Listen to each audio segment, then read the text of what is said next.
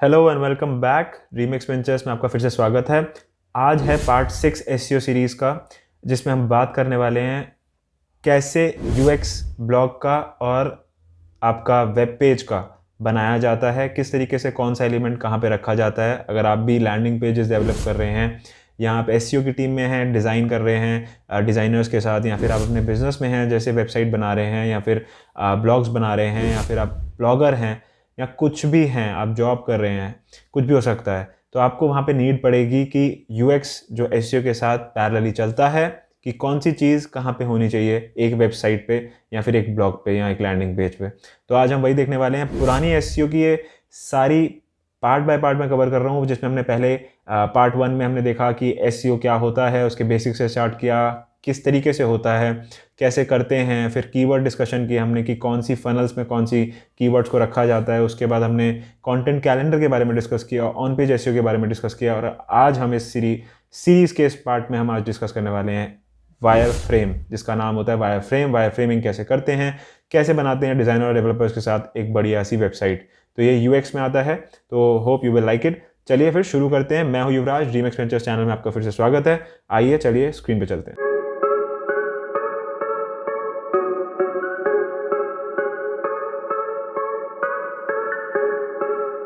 तो सबसे पहले बात करते हैं लैंडिंग पेज की। तो लैंडिंग पेज ये मैंने कुछ वायर फ्रेम्स बना रखे हैं, और इसमें यहाँ से हम शुरू करते हैं। जैसे कि मान लीजिए आपने कोई भी वेबसाइट खोलते हैं, आपने सबसे पहले क्या दिखता है? सबसे पहले आपको दिखता है बैनर।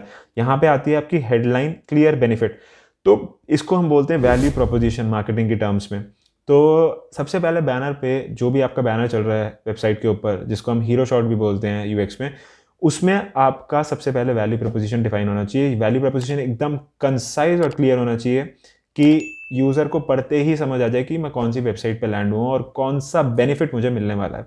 तो सबसे पहले इसलिए वैल्यू प्रोपोजिशन यहाँ पे बड़ा बड़ा आ जाता है, जिसके साथ आप इमेज लगा सकते हैं, या फिर आपका बैकग्राउंड में कोई बैनर हो सकता है, और उसके साथ हम बैनर के ऊपर ही सीटीए दे देंगे। तो अब हमने सीटीए क्यों दे रहे हैं? इसके पीछे का इंटेंट हमारा ये है कि जो यूज़र ऑलरेडी सब कुछ जानता है, हमारी साइट के ऊपर वो आया है, वो तुरंत अगर डिसीजन लेना चाहता है तो वो ले सके, उसको ज़्यादा अंदर ना जाना पड़े। उसके लिए हम उसको एक बेनिफिशियल सीटीए देंगे। वो हो सकता है, अगर वो आपका कोई प्रोडक्ट है तो आप हो सकता है उसको ट्रायल दे दें, या फिर आप उसको पीडीएफ दे रहे हैं तो आप उसको साइन इन करा सकते हैं, या कोई फॉर्म दे सकते हैं, या फिर आप उसको कोई और पेज पे ले जाके उसको और इन्फॉर्मेशन दे के फिर कन्वर्ट करा सकते हैं। ये आपके ऊपर है।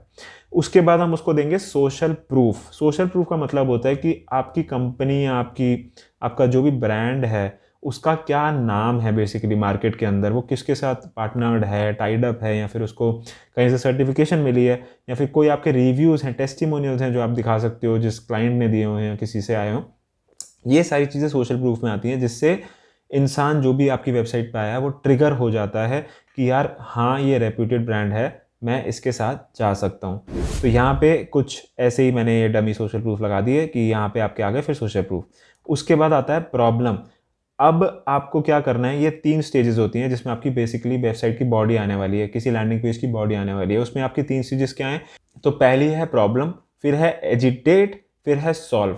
अब ये इसका मतलब क्या होता है कि पहले आपको डिस्कस करनी है कि प्रॉब्लम क्या है, एक्चुअल में जो आपका बिजनेस है या फिर आप जो भी कर रहे हैं उसकी प्रॉब्लम क्या है। और ये सामान आप बेच रहे हो, कोई सर्विस बेच रहे हो, ये दोनों में ही लागू होता है, क्योंकि सर्विस में भी आप प्रॉब्लम सॉल्व कर रहे हो और वेबसाइट में प्रोडक्ट देके भी आप किसी कस्टमर की, यूज़र की प्रॉब्लम सॉल्व कर रहे हो अल्टीमेटली।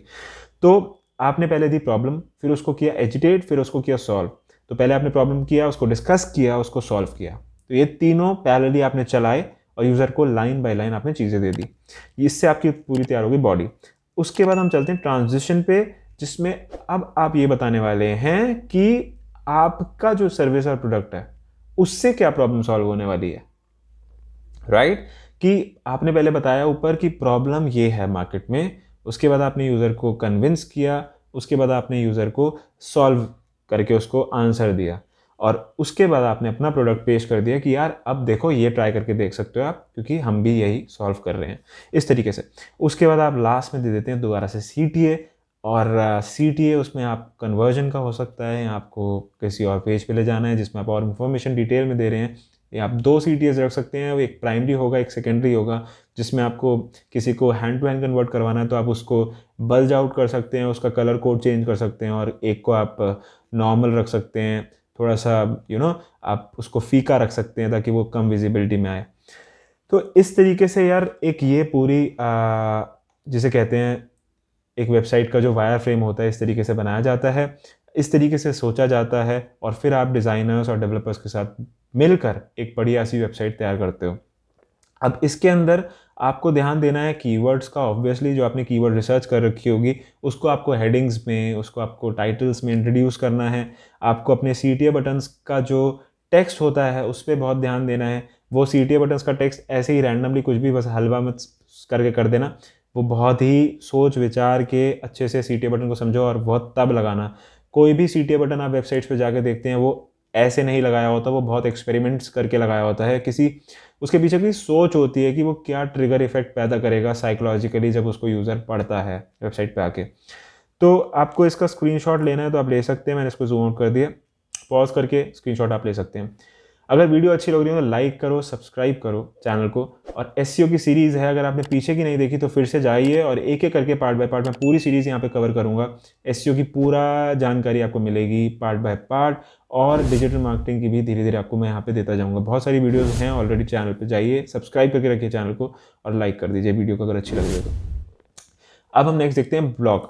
अब ब्लॉग का कैसे होता है पूरा वायर फ्रेम। अगर आप ब्लॉगर हैं या फिर आप वेबसाइट ओनर हैं या बिजनेस ही है आपका और जॉब कर रहे हैं या फिर वायर फ्रेमिंग कर रहे हैं, कुछ भी हो सकता है, UX के अंदर हैं, तो ब्लॉग कैसे आप रख सकते हैं। ब्लॉग का एक अच्छा जितनी भी अच्छी वेबसाइट होती हैं आप जाएंगे कुछ इसी तरीके का पैटर्न आपको नज़र आएगा। तो सबसे पहले यहाँ आ जाता है आपका लोगो, सब जानते हैं। उसके बाद आपका यहाँ पे मेन्यू आ गया, कुछ भी हो सकता है मेन्यू, ये मैंने कुछ ऐसे ही रख दिया। उसके बाद राइट साइड में ये एक बहुत इंपॉर्टेंट इन्फॉर्मेशन है कि यहाँ पे इस तरीके से कुछ CTA आपको यहाँ प्रोवाइड करना है। और वो भी मेरा सजेशन ये है कि जब भी आप स्क्रॉल करवा रहे हैं यूज़र को तो ये CTA या फिर ये मेन्यू बार स्टिक हो सके। बहुत सारी साइट्स देखी होंगी आपने जिसमें स्टिक हो जाता है, ये यहीं पे ही रहेगा जब भी आप स्क्रॉल कर रहे हैं, तो वो बहुत नेसेसरी है। इससे बहुत फ़ायदा होता है, बिलीव मी, कन्वर्जन्स आपके बहुत अच्छे हो सकते हैं इस CTA से। ये बहुत प्रोमिनेंट जगह है यूज़र साइकोलॉजी में। ये बोला जाता है कि बेसिकली UX में ये बोला जाता है कि यूज़र जब भी देखता है किसी वेबसाइट को वो लेफ़्ट टू राइट देखता है, समझ रहे हो। तो लेफ़्ट से आपने पहले उसे इन्फॉर्मेशन दी थोड़ी थोड़ी, राइट में आते आते उसका दिमाग जो है वो कन्वर्ट करने की ओर बढ़ता है। और इसी तरीके से हम इसलिए CTA की प्लेसमेंट हमेशा ये रखते हैं। और पहले भी आपने देखा होगा हम जो भी चीज़ें करते हैं वो ज़्यादातर लेफ़्ट में ही करते हैं वेबसाइट्स में। आपने बहुत सारी वेबसाइट देखी होगी लेफ़्ट में वो करती हैं चीज़ों को। उसके पीछे का रीज़न यही होता है कि जो हमारी आई स्पैन है वो शुरू ही हमेशा लेफ़्ट से होती है। जो हमने वेबसाइट्स इतनी देख के हमारा एक माइंडसेट बन चुका है कि हमें यूज़र की साइकोलॉजिकल जो बिहेवियर है वेबसाइट की ओर वो लेफ़्ट टू राइट ही चलता है। तो इसीलिए चीज़ें सारी इसी तरीके से बनाई जाती हैं। तो उसके बाद आपको यहाँ पे देने हैं ब्रेड क्रम्स, जो कि आपको बताते हैं पिछली वीडियो में। अगर आपको ब्रेड क्रम्स नहीं पता तो SEO ऑन पेज की सीरीज़, इसी सीरीज़ में SEO ऑन पेज की वीडियो जाके देखिए, मैं लिंक दे दूंगा डिस्क्रिप्शन में यहाँ पे। उसके बाद हेडर आ जाता है आपका H1, जो मेन हेडर होता है जिसमें आपको कीवर्ड, और आपको कीवर्ड ओरिएंटेड तो होना ही चाहिए और डिस्क्रिप्टिव होना चाहिए ताकि यूज़र को पढ़ते ही समझ आ जाए कि नीचे मेरे को ब्लॉग में क्या मिलने वाला है। यहाँ पे आप लगा सकते हैं अपनी फीचर्ड इमेज, जो कि आप के कैटेगरी पेजेस पे भी आ जाती है, उसको फीचर्ड इमेज बोलते हैं। जो छोटी होके जैसे यूट्यूब पे आप देखते हैं थंबनेल आता है, इसी तरीके से ब्लॉग पे अगर आपका कैटेगरी पेज है तो वहाँ पे छोटी होके फीचर्ड इमेज आ जाती है।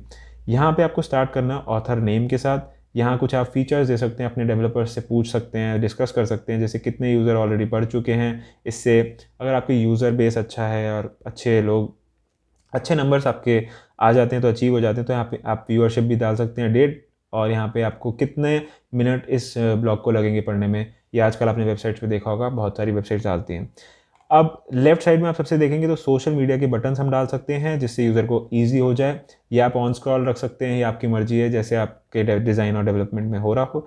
उसके बाद मेन आपका कंटेंट इंट्रो शुरू हो जाता है। राइट साइड में आप यहाँ पे पॉपुलर टैग्स रख सकते हैं। पॉपुलर टैग्स मतलब कि कौन सी कैटेगरी आपकी अच्छी चल रही है आपकी इस समय वेबसाइट पे, और कौन से यूज़र जिस पे ज़्यादा पढ़ने पे आ रहे हैं, जो पढ़ रहे हैं आपके, कौन से टैग्स फेमस हो रहे हैं। उसके बाद आप कोई ब्लॉग इमेज डाल सकते हैं। फिर H2 शुरू करिए, H2 नेक्स्ट हेडिंग दीजिए जिसमें आपका फिर से अगेन कीवर्ड हो, और फिर कंटेंट की बॉडी दीजिए।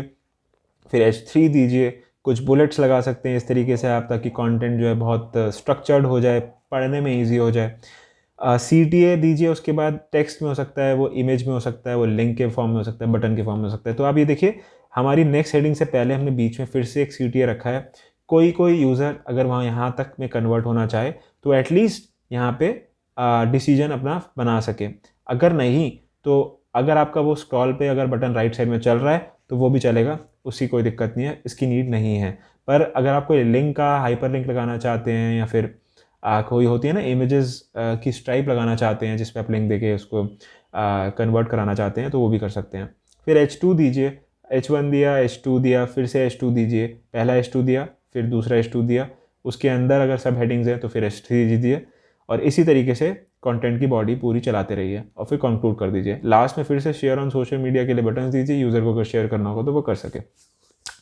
राइट साइड में आपने ऊपर शायद नोटिस नहीं किया, यहाँ पे ई बुक्स है, वाइट पेपर्स है, मैंने यहाँ पे कुछ चीज़ें डाली, जैसे मोस्ट पॉपुलर पोस्ट आप डाल सकते हैं, कौन सी पॉपुलर पोस्ट हैं वो भी देख सकता है यूज़र राइट साइड में। तो ये राइट साइड बार होता है। लेआउट आपको खुद डिसाइड करना पड़ेगा। बेस्ट लेआउट मैं आपको दिखा रहा हूँ, ऑलरेडी यूएक्स में जो चलता है, बड़ी बड़ी वेबसाइट्स ये यूज़ करती हैं, और मेरे को काफ़ी टाइम हो गया है स्टडी करते करते वेबसाइट्स पे, तो मैं आपको इसलिए बता पा रहा हूँ कि ये बहुत प्रोमिनेंट है ये वाला ब्लॉग का कल्चर। पर अब आपने कुछ साइट्स देखी होंगी जिसमें सेंटर अलाइनमेंट भी होता है।